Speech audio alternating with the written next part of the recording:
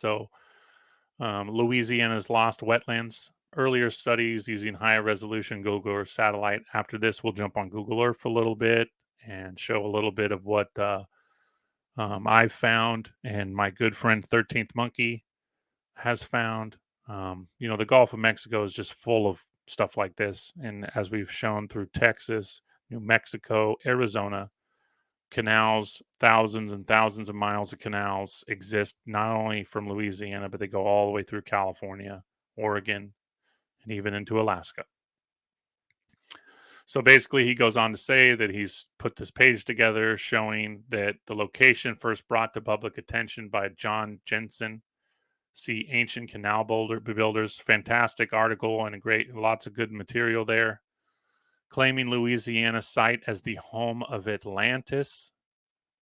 John's page proposes that an ancient aqueduct-based culture flourished in the Americas since the Gulf Coast is covered in the remains of apparently ancient canals about 135 feet wide and extra wide canals such as about one state of 605 feet and even greater canals as much as 900 feet in width.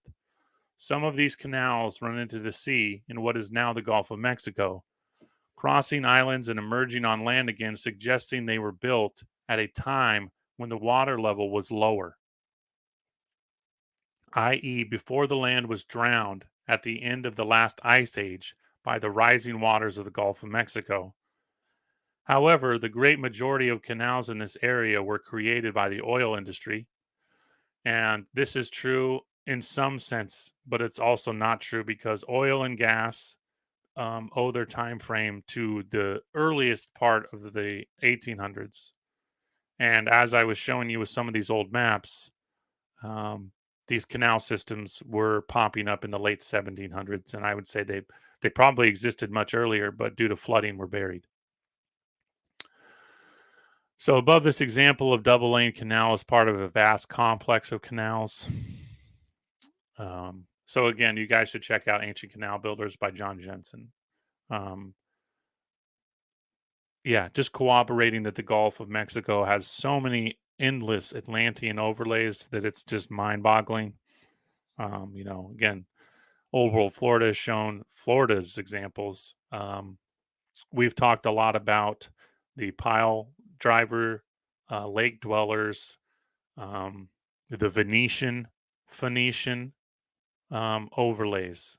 That all of the cities in this region were built on the water, like Venice, and that Venice is the newer creation of this older world here, and that Tenochtitlan, Mexico City, was the true old world Venice, and it goes on and on. You find this all over the Gulf of Mexico, and yeah, so we'll just kind of look at some of these pictures. He's just kind of showing you.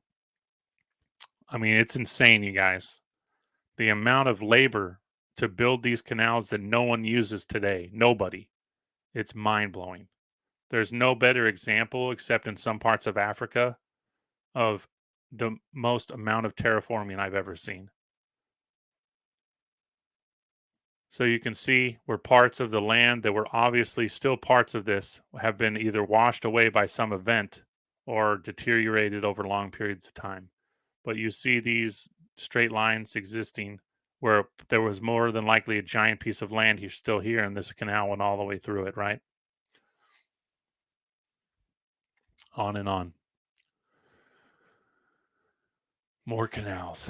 Huge. 135 feet. Okay, that's nothing to scoff at. And you just imagine there are literally thousands of miles of canals in Louisiana, thousands of them. And the modern narrative is that the gas and oil industry built them all, which is absurd, completely absurd. They exist on old maps long before these industries took over. Remnants, Atlantean remnants, again, the Micmac languages, Egyptian overlays, quote, Chinese, the river names. We're dealing with a ancient Atlantean type culture that was pre-flood, where there was probably at least one, if not just a few handful of languages. And the remnants of our language system today show that it all comes from one source. Anyways, you just look at these images, you guys. I hope you can. Oh, it's not scrolling. That's really annoying. So that's not helping you guys at all. Okay, let's see if I can fix that. Okay, so again, I apologize for that. We can just go back through the images, no big deal. So this is what the page shows. I'll have a link to this in the description. And again, Ancient Canal Builders by John Jensen. Unbelievable. I don't have enough time to go into all of his material, but his relations touch on a lot of what we've been saying. Ben is the one talking on screen. Oh yeah, yeah, yeah. My name's Benjamin. Longo gave me the name Ben just because I talk about lodestones and pyramids. I have the Ben tattooed on me. Um, yeah, as well as the Giza Plateau. Um, some of my past work, I've talked about authors in the 1910s and 20s who postulated that the Giza Plateau was really the true Noah's Ark, and that the Giza pyramids complex were covered in salt water, and that they lied buried beneath a salty ocean for at least 1,000 years, and that the Ark is the entrance. The Giza pyramid is an entrance. It's a telescope and an entrance into the subterranean world, that there are thousands of miles underneath Giza. I've also gone as far as to say that when you look at old maps of Cairo, the Giza Plateau is on top of an ancient tree stump, and that all of these tunneling subterranean worlds are mankind living inside of ancient trees, and that the pyramids, even the Native Americans, quote, Native Americans of the Americas, say that the pyramids of Mexico and of the Mississippi Valley were built to survive floods and connect to underground tunnels and cave systems. And I agree with that 100%. So, yeah, I apologize. It was frozen for some reason. So I was scrolling through these images and you weren't seeing them. But look at this, you guys. This is Louisiana. Louisiana is the most terraformed state in America. It's unbelievable. Thousands and thousands of miles of canals. Some of them are 900 feet wide, some of them are 100 feet wide, and they go over islands that have been completely destroyed. I would say that Louisiana was like in Atlantis. It was probably populated by millions and millions and millions of people with tons of homes and cities built on piles in the ocean.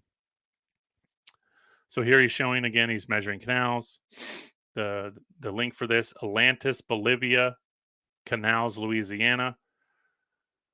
You can just see these islands. These islands are abandoned. There's no towns on any of these. Okay, and the narrative from the 1900s and to now is that the oil and gas industry built all these canals, and that's just absolutely absurd. So yeah, you can kind of see what he's touching on here.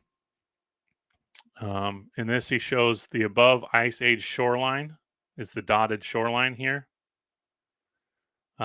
Many canals were dug throughout the wetlands to give access to exploration wells. Yeah, that's really silly. There is a ton of evidence that shows a few hundred miles of gas wells and canals were dug, but thousands and thousands of miles were already here long before oil and gas was exploited in Louisiana. Now, could this have been an oil and gas industry from a prehistoric age or an age before ours? Absolutely. I've been showing that oil and gas were known of and used. Again, going back to the Edgar Cayce reference I made earlier, Edgar Cayce in his Atlantean book, the Atlanteans were using natural gas.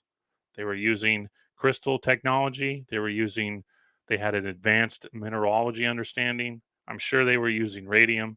Yeah, they were dug with horse and buggy. And yeah, that is the narrative they say today, that these thousands of miles of canals were dug for oil and gas. It's just absolutely ridiculous. When you look at some of the dredging boats they had in the time period, they're tiny, and you would need like 100,000 of these boats and hundreds of thousands of men, and you still wouldn't have enough time to dig all these canals. So yeah, there's a few star forts here in Louisiana. We'll go look at some remnants of rings. Again, the rising waters have created a sunken harbor. This kind of correlates with some of Dr. Longo and Old World Florida stuff where we've been talking about these.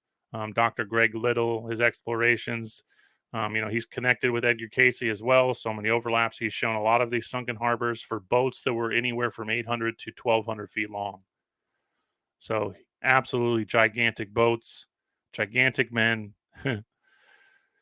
Crazy.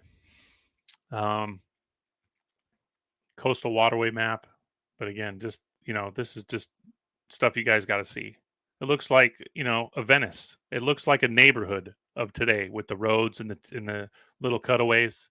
But just imagine that this was all Venetian style cities with homes built on pillars. That's what I see.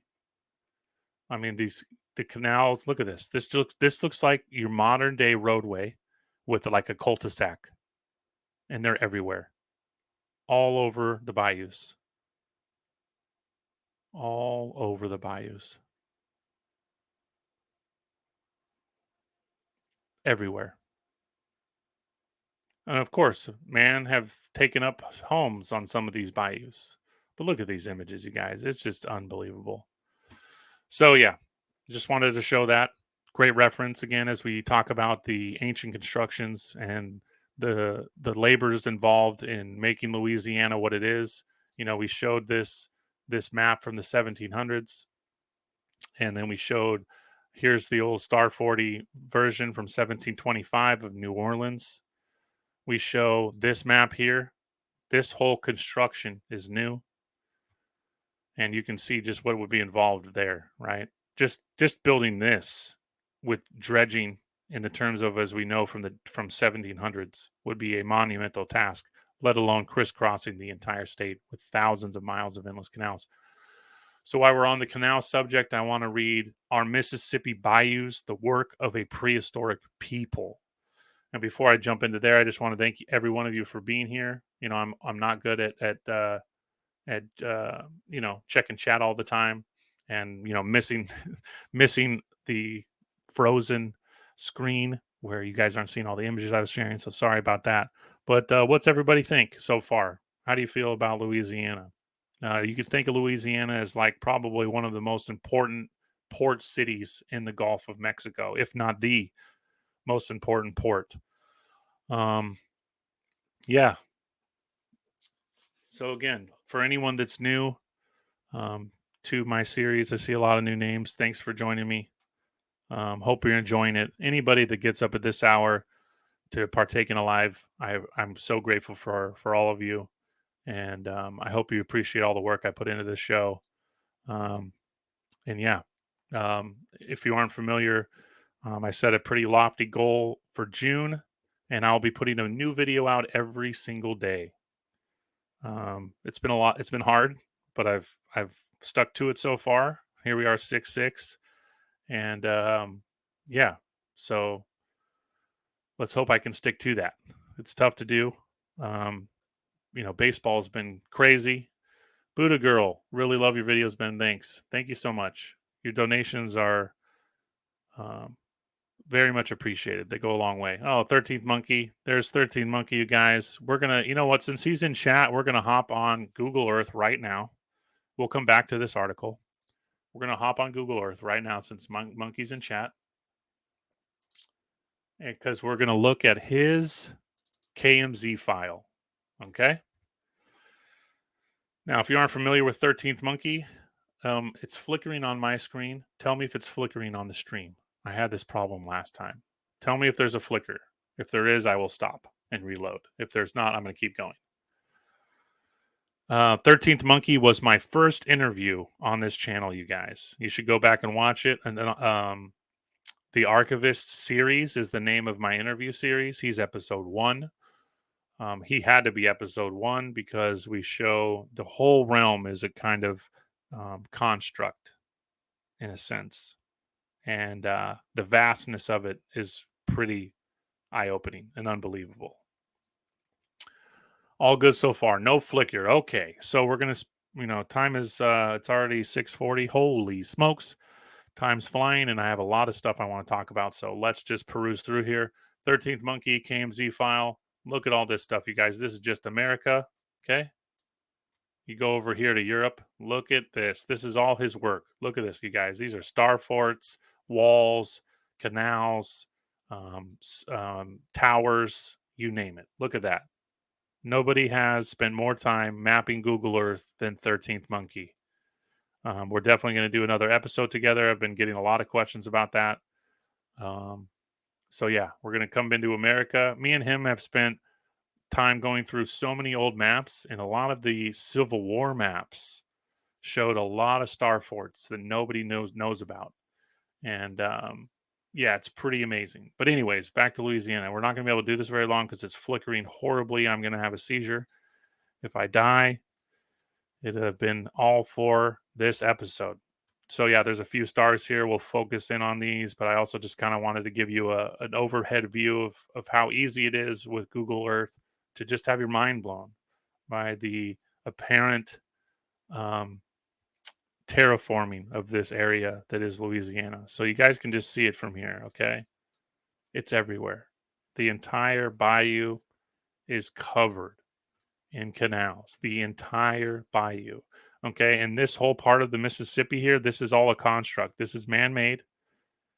These four entryways, one, two, three, four entryways into the Mississippi. This is all dredged. Okay. And it was dredged in ancient times. You can see how it's just a river separated from the ocean by a bayou that's crisscrossed with huge canals. And these canals are everywhere. Everywhere. You can see them. Hopefully, you could see them. These straight lines, right? Straight lined waterways don't exist in nature. So you can just see hundreds and hundreds, if not thousands and thousands of miles of canals uninhabited. You can go in, zoom at these, all these straight lines, canals, canals, canals. You know, some are inhabited today, but I guarantee you they're there much, much older, much long before the people we talk about today. Let's just zoom in on some of these stars.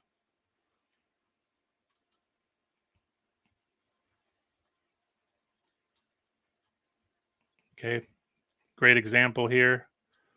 Might have to change the time frame a little bit to get a better resolution. Boom, there we go. Look at this bad boy. Okay, this thing's been destroyed.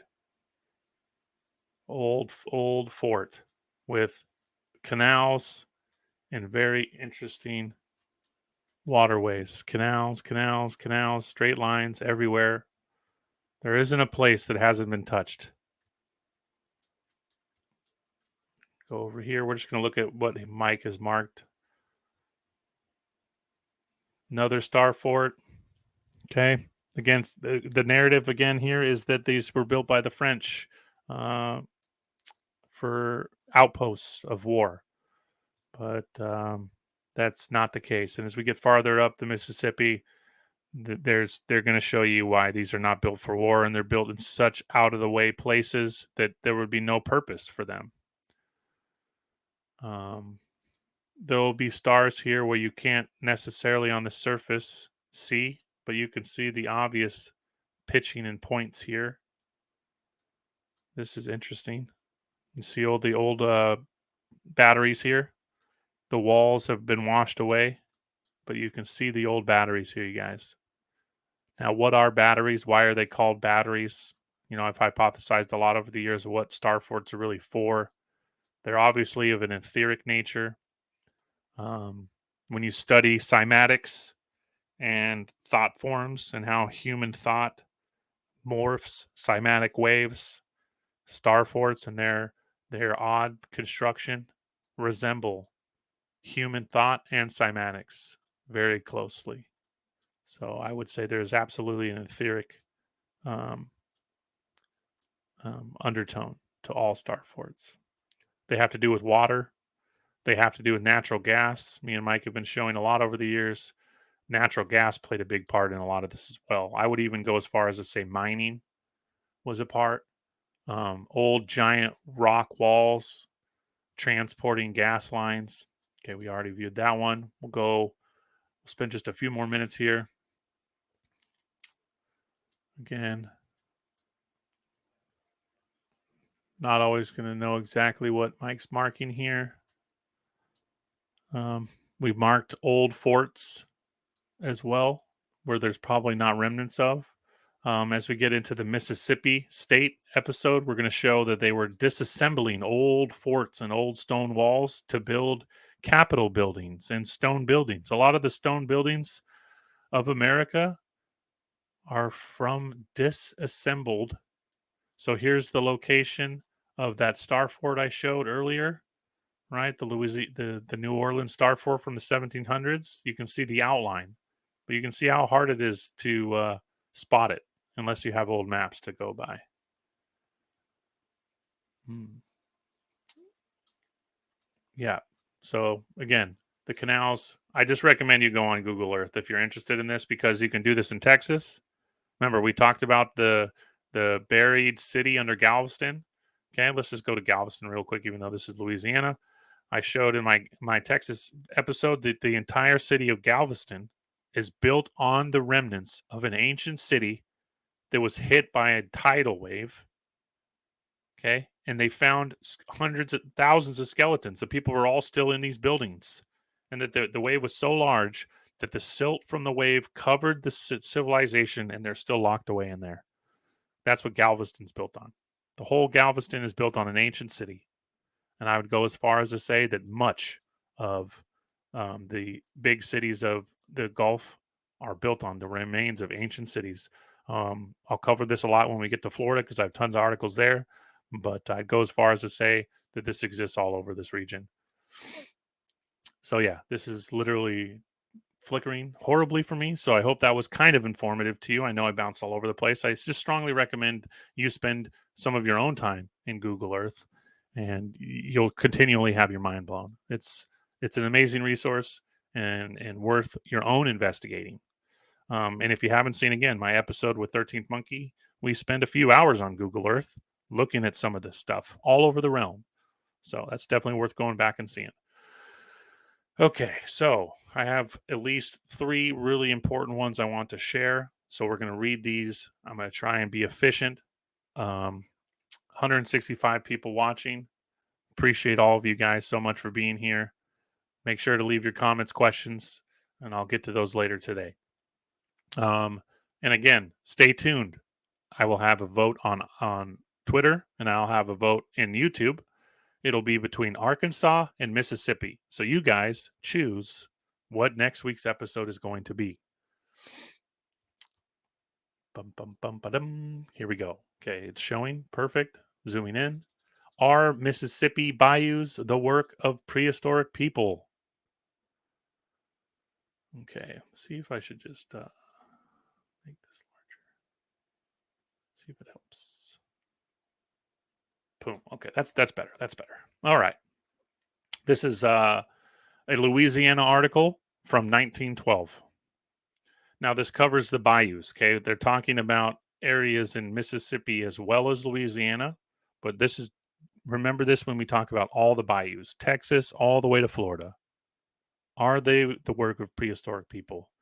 Eminent engineer, after long studies, declares, whoops, declares they were ancient artificial waterways for early Americans.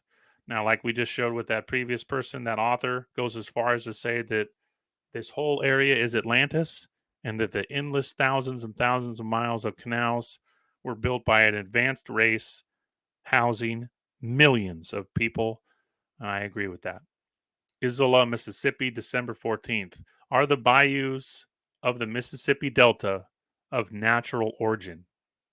Nobody seems ever to have imagined otherwise. But now an eminent civil engineer, Major Lamaro Fontaine, PhD, who has spent 40 odd years in that region, comes forward and declares that they are artificial waterways dug in very ancient times by a long vanished race of people. In the Yazoo, now remember that traces back to the article where we were talking about the phonetic overlays of all the river names and how they're found all over the world. In the Yazoo, Mississippi country, the like of which, topographically speaking, is not to be found anywhere else in the world. He has traversed thousands of miles of bayous and has carefully mapped them. He says that all of them, taken together, form a comprehensive system. They are, in fact, canals, meeting each other usually at right angles. Yeah, as we kind of showed there, and I'm glad we hopped on Google Earth before we um, jumped into this article, give you some visuals as well as the articles together. Why were these canals dug? Major Fontaine answers that they were excavated for drainage purposes by clever engineers who understood the control of water currents. By this means, in very ancient times, the entire delta was made available for cultivation. Thus, for historic, one should rather say prehistoric reasons, it is most appropriate that the Mississippi of today should be called the Bayou State and her citizens mud turtles. At first glance, it seems difficult to realize how so gigantic a task could have been undertaken successfully by a primitive race of people. But to this objection, the mayor replies that the same remark might equally be applied to many other works of remote antiquity in South America and elsewhere. Like the pyramids of Egypt, the bayous were dug by immense numbers of slaves under the direction of intelligent taskmasters. When correctly mapped, the whole delta assumes the aspect of a checkerboard of waterways, unmistakably artificial, built as refuge places. The principal object of building these mounds was probably to establish refuge during periods of flood. Now, he goes without even noticing, but the pyramids play a huge role in this too. Not only were we living below ground and above ground, not only were pyramids part of flood control, for the pyramid itself causes cavitation and draws water to the surface. They were already known by the aboriginal, quote, aboriginal races of America that pyramids were vaults into the subterranean world to survive floods. So the bayous played a role in this as well. Not only were they used for farming and agriculture, but I would say they were kind of defensive as well for hurricanes and other high water events. Okay. They were flood when the father of waters overflowed its banks and inundated the delta. The people could find safety on such artificial elevations. Inside of them, who Major Fontaine has excavated several, were large chambers lined with a sort of pebble concrete, which were intended for storage of food. Again, tunnels connected a lot of the really big pyramids, and as we go farther up the Mississippi, we're going to show that. They weren't just burial chambers, although some were. They were for storage of food and for people. Thus, the primitive inhabitants of the country were enabled to withstand a siege of the waters, so to speak, for a considerable period. The Major has gone so far as to reconstruct this vanished civilization to some extent.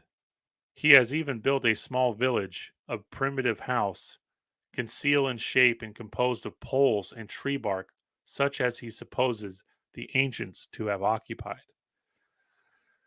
To make the thing complete, he has hired negroes of both sexes, young and old, to attire themselves in breech clouts and petticoats of sacking, and thus, disguised as Aborigines, has photographed them. Now, really important sentence. Okay, who were the Aborigines of Louisiana?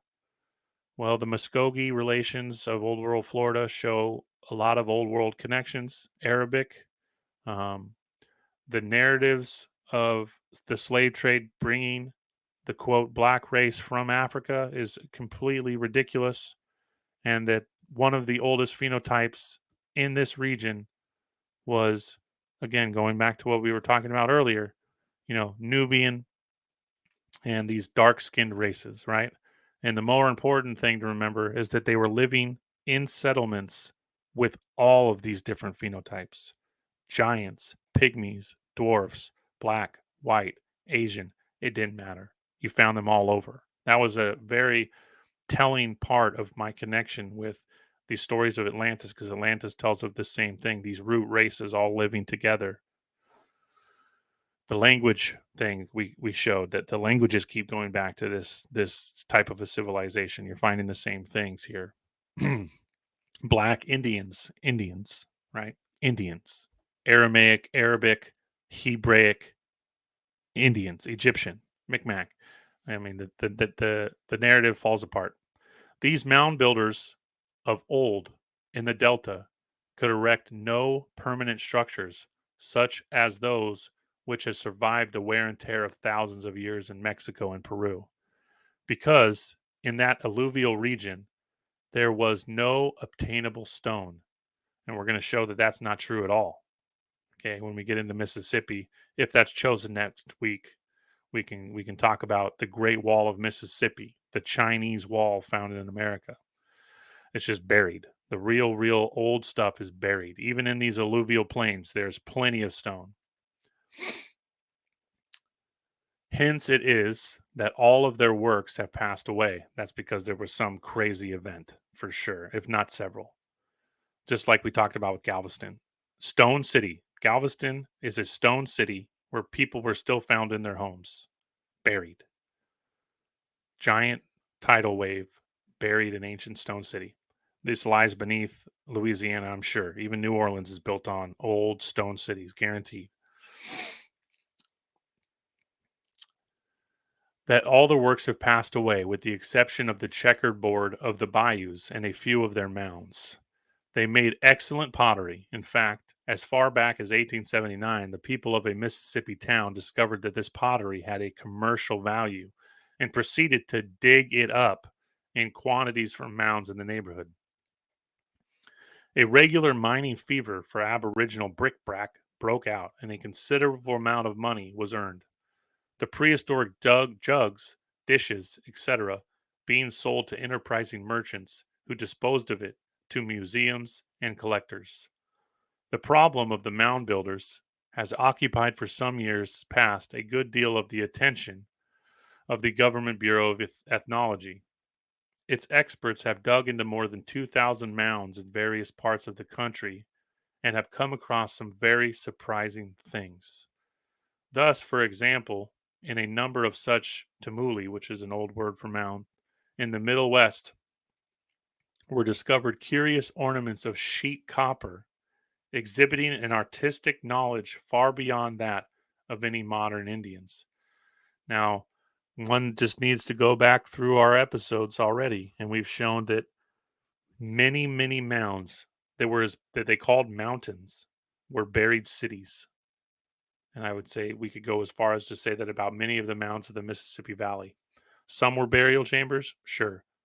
Were some buried towns and giant buildings? Absolutely.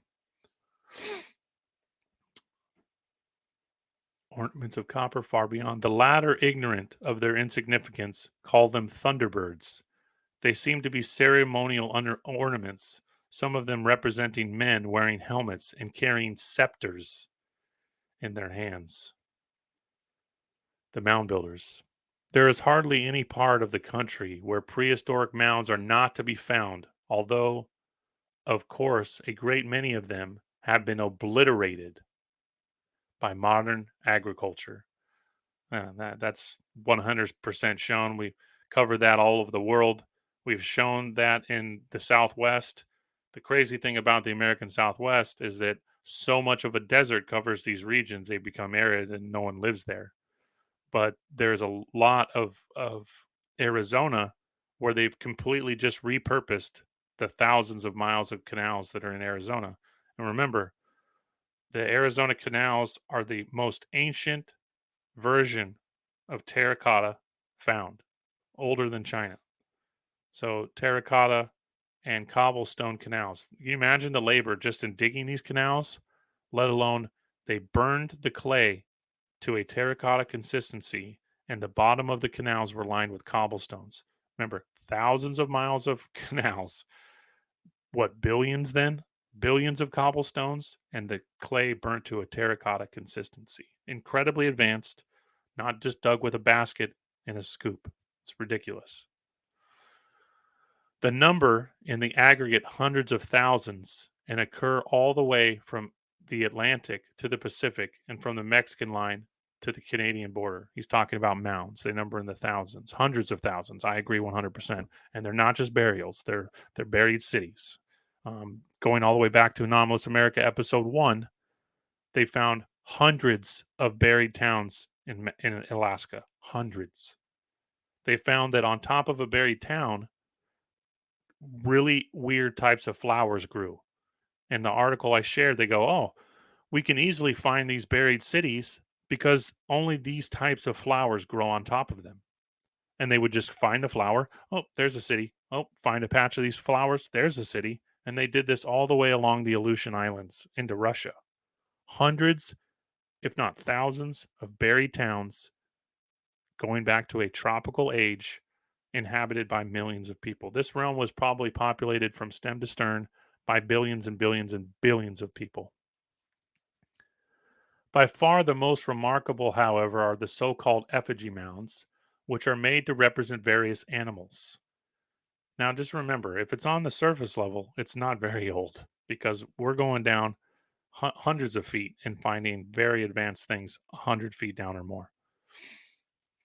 The effigy mounds, which are made to represent various animals in Wisconsin, there is an extraordinary group designed to a great extent in the imitation of lizards and birds. There are hundreds of them on bluffs overlooking the Mississippi and hundreds more across the river in Iowa. It is obvious that they have an emblematic significance, and the supposition is that the animals concerned were the totems or heraldic devices of various clans. Thus, of a bear, the mounds of the snake, or of boars, the mounds of the snake clan, took the form of a serpent, and so on. Very likely, these tumuli served anciently as sites for council houses. The whole valley of Prairie de Chenin Township is dotted with deer, bears, antlered elks, etc., in droves, all heading, like the river, to the southwest. Some of the birds have a spread of 250 feet from wingtip to wingtip. Certain mounds along, supposed to represent men, are probably swallow-tail birds. Effigy mounds are the oldest. The Bureau of Ethnology believes that the effigy mounds are the oldest of all the mounds, which idea in itself is enough to render them highly interesting. Doubtless, many of them date back for tens of thousands of years, if they are not much more ancient.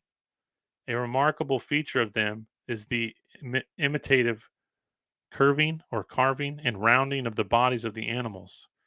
It is evident that they could have been built in such numbers and of so great a size only by a sedentary population, meaning not a wandering nomadic type, but a city state type of people. And we've been showing gigantic cities, of course. I mean, look at Louisiana. And they must have been the work of many centuries, absolutely. And we showed that the buried forest on buried forest on buried forest corroborates what we've been seeing in the American Southwest with city built on city built on city.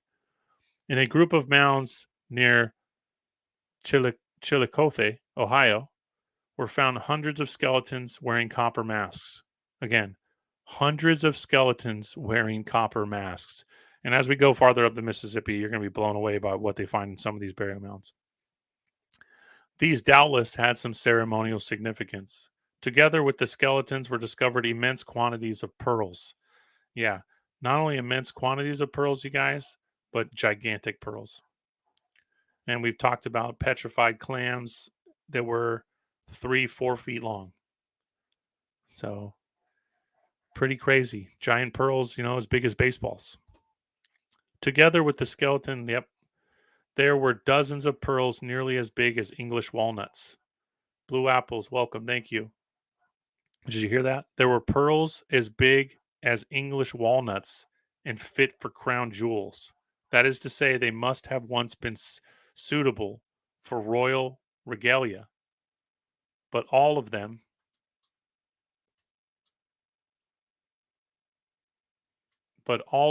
had been rendered worthless by decay and long burial. The most remarkable assemblages of prehistoric mounds in the United States, both for number and size, is the famous Cahokia group opposite St. Louis in Illinois. Now, wait till we get to this region. It's going to blow your mind. Man, such tumuli contained thousands of skulls, showing that they were used for burial purposes. In an Iowa mound was found the skeleton of a giant who must have been 6 inches over 7 feet in height. Around his neck was a collar of bear's teeth. Now we're going to get into King of the Mound Builders and all sorts of really crazy stuff. A skull from a mound in Alabama was entirely filled with small snail shells. The puzzle is to imagine why. In another mound, the government experts came across a large central chamber in which were 11 skeletons arranged in a circle with their backs against the walls, while in their midst was a great seashell, which had been converted into a drinking cup. This goes to Atlantis, and there's so many interesting overlays here with the shells and giant shells and the lake pillar, ocean dwelling Venetian cultures of the entire Gulf state. A farmer in Bollinger County, Missouri, while plowing over a mound, struck a stone coffin containing a skeleton in a gourd-shaped vessel filled with lead ore, so pure that he turned it into bullets. It was not uncommon for the builders of such tumuli to intern their dead in coffins of this kind. That is to say, walled with slabs of stone. Some of the mounds hold caches filled with corn and evidently many centuries old. Now, one just needs to go back to my mummy corn video, and you'll see that many of the mummies of America, Egyptian type mummies, were buried with corn. And when they planted the corn, it grew over 13 to 15 feet tall. Corn for giants. The lowest corn cob, the corn cob was up to 3 feet long, you guys. Corn cob's 3 feet long, okay? And the lowest stalk of corn was like 8 feet off the ground. So you couldn't even harvest the corn unless you were 7.5, 8 feet tall. In one near Chillicothe was dug up a hollow metal bird with many perforations. Its use is a mystery, but probably it had some magical significance and belonged to a prehistoric medicine man. The famous Hope Mound in Florida yielded copper breastplates set with pearls, and in other mounds in the same state, the excavators came across copper snakes of highly artistic workmanship. Yeah, and these copper snakes, as I've shown in a previous article and talked about with Dr. Longo, look very Egyptian. The iconography is eerily Egyptian. And when you look at some of again, talking about King Ramses and some of the iconography of King Ramses III, it's pretty crazy. Where was Egypt? Where's the old world? Vanished race, a myth. Now, whatever may be the truth in regard to the early inhabitants of Yazoo, Mississippi Delta, the origin of the bayous, it is not believed by the Bureau of Ethnology that the mounds so plentifully scattered over all parts of the United States were built by a lost race antedating the Indians. Well, yeah, because what lies beneath them is what antedates many of the Indians and is far more ancient. Undoubtedly, most of them are prehistoric, dating back, that is to say, to a period before Columbus. Well, of course. Now, what did Columbus say when he landed in the Gulf? He said, "I'm in Asia. Welcome."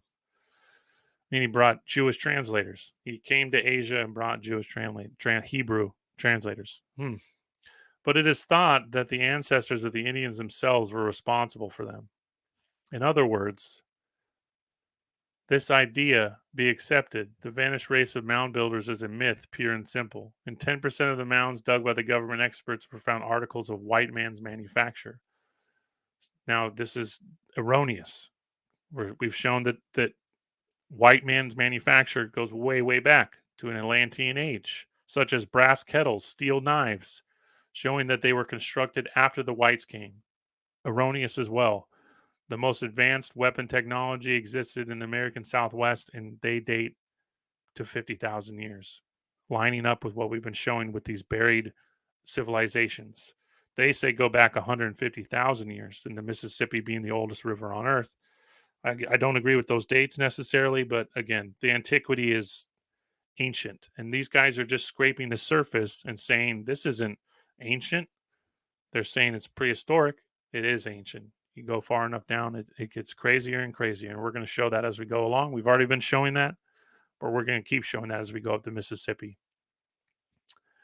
In other words, this idea being accepted, the vanished race of mound builders. Okay, I already covered that. In fact, the building of mounds by the Indians is still going on. The late J.W. Powell himself saw 2 mounds in process of construction. Now, remember, the burial chamber mounds are the most closest to our time frame, and often they find that their burial mounds are built on top of more ancient mounds that the people had no idea were there. This is like cities that wash away or are exposed in floods, and the natives, quote natives, have no idea how it got there. Yeah, because again, we're talking about buried civilizations under, you know, in some cases 20, 30 feet of debris. Just like Galveston, Texas, the people had no idea. And then in the 30s, they're building some roadway or a bridge, and they dig down and find an ancient city buried. You know, it's like Pompeii all over America. Objects found in the mounds, other than those of white man's make, are nearly all exactly like those manufactured by modern Indians. Now, again, we're disproving that. You know, this you have to chew the meat and spit out the bones with a lot of this stuff, and not all these authors have all the material that we've been discussing here. Thunderbirds, magnifying glasses, um, struck with dyes, which means, of course, that they were made by the whites. It's absolutely ridiculous. So that's just incredible. They were casting things in this time period, which we've been showing. It goes back and etching. The oldest cast, the oldest etching, some of the oldest armor was made here in America, and they had brass. They were tempering copper, which we still can't even temper copper to the quality that these people were tempering copper. And the Phoenicians controlled the copper mines of the Great Lakes, and you can find that copper on all continents. It covered the globe. So this was a worldwide civilization. As for the copper mass, the Indians knew how to get copper long before the days of Columbus. Having found a rock that contained copper, they built a fire.